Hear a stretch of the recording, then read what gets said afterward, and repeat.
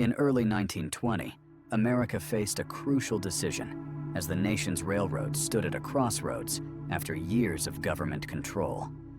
Railroad executives gathered in Washington to confront the problems created by wartime federal management of America's rail system. The numbers revealed a troubling reality. Deferred maintenance and mounting deficits threatened the backbone of American commerce. Every detail of these historic discussions was recorded, as the future of America's transportation network hung in the balance.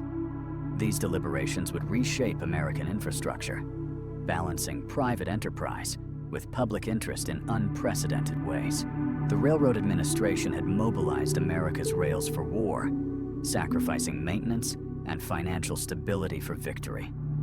Government reports revealed billions in deferred maintenance and operational losses that private companies would soon inherit. Director Walker studied the stark contrast between pre-war private operation and wartime government control. Neither model worked alone. A new solution emerged in draft legislation, the Transportation Act of 1920, promising a balanced regulatory approach. With these crucial documents in hand, Walker prepared to champion a transition requiring compromise from all sides.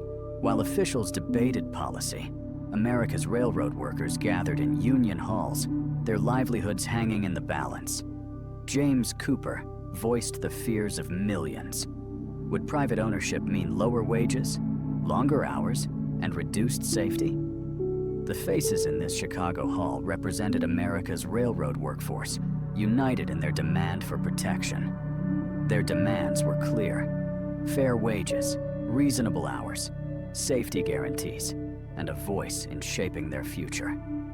Outside, the constant movement of trains reminded everyone that America's dependence on railroads would never change. In Congress, representatives gathered to craft legislation guiding America's railroads back to private ownership. Representative Esch and Senator Cummins led proceedings that would create the most significant transportation law of the era. Railroad executives warned that without financial relief, private companies couldn't restore America's deteriorating rail system. Labor representatives countered that workers who sacrificed during wartime deserved protection under private control. The gallery overflowed with stakeholders: farmers shipping crops, manufacturers moving goods, and everyday travelers. Away from public hearings, the real work of compromise unfolded as lawmakers sought middle ground between competing interests. Every line on these maps represented communities whose economic survival depended on reliable railroad service. Experts debated intricate details of financial relief and labor protection, seeking balance between competing needs. Line by line, the Esch-Cummins Act took shape, creating the Railroad Labor Board to prevent strikes while ensuring fairness. As evening fell, consensus emerged on legislation that would fundamentally transform American transportation for decades. In luxurious boardrooms, railroad executives confronted the challenges of resuming private operation after government control. Harold Morgan outlined harsh realities. Taking back control meant inheriting worn equipment and uncertain regulations. Financial projections showed years of investment would be needed, while simultaneously meeting new regulatory requirements. Each executive represented different regional interests, all seeking advantage in the coming reorganization of rail service.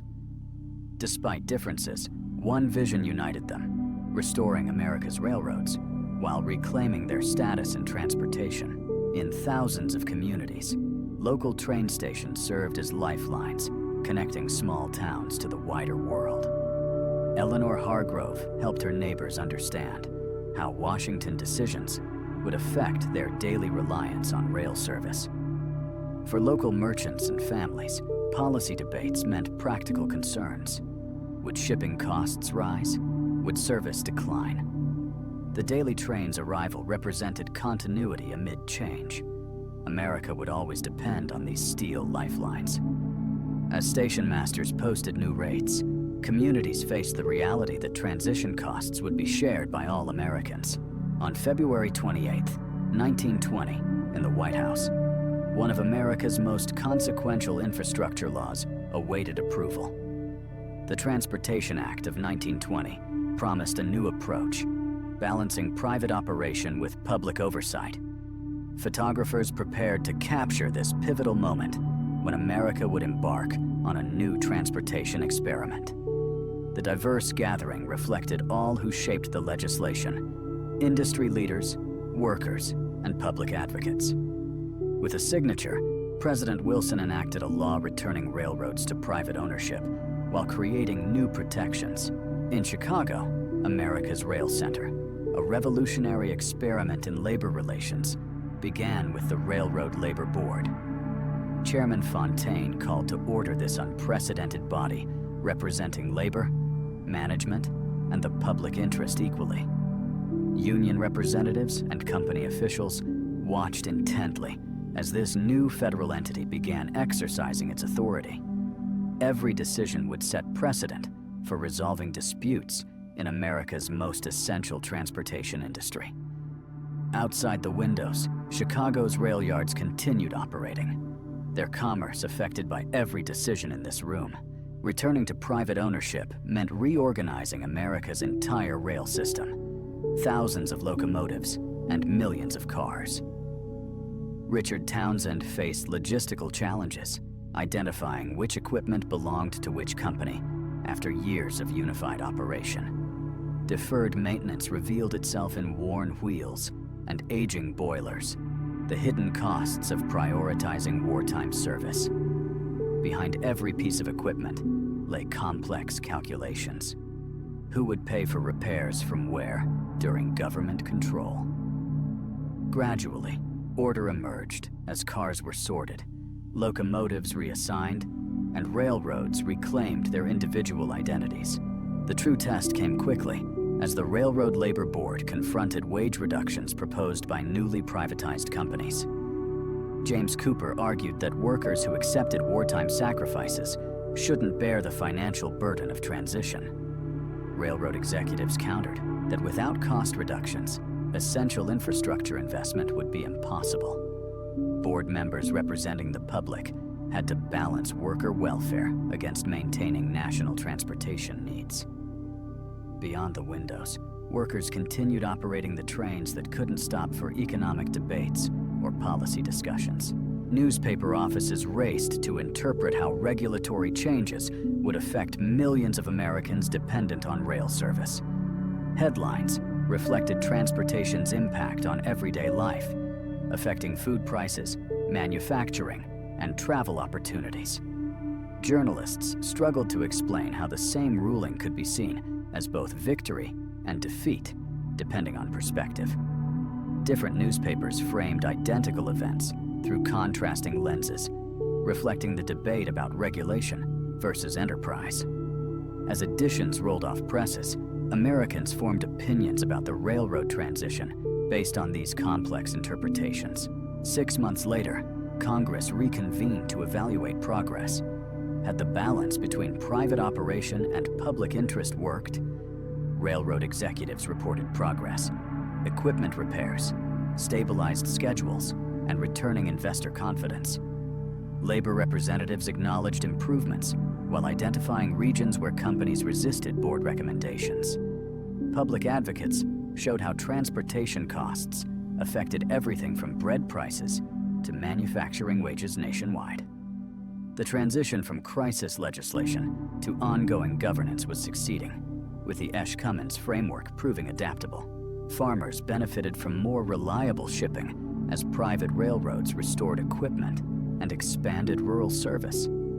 Manufacturing boomed with improved transportation, raw materials arriving on schedule, and finished products reaching markets. For ordinary Americans, restored passenger service meant renewed mobility, families reuniting, and business travel resuming. Railroad workers found stability in standardized practices, consistent rules, and wage structures replacing uncertainty. Through changing seasons, America's recovery strengthened alongside its transportation system, proving the reform's success. By 1925, Grand new terminals rose across America, monuments to renewed confidence in rail transportation. Technology flourished under private ownership, with electric locomotives and modern signaling improving efficiency and safety. The once controversial Esch-Cummins Act had earned its place in history by balancing interests to preserve vital infrastructure. For everyday Americans, the legacy appeared in reliable schedules and reasonable fares. Policy debates had created real improvements. As highways and air travel emerged on the horizon, railroads remained America's foundation, a legacy of the 1920s successful transition.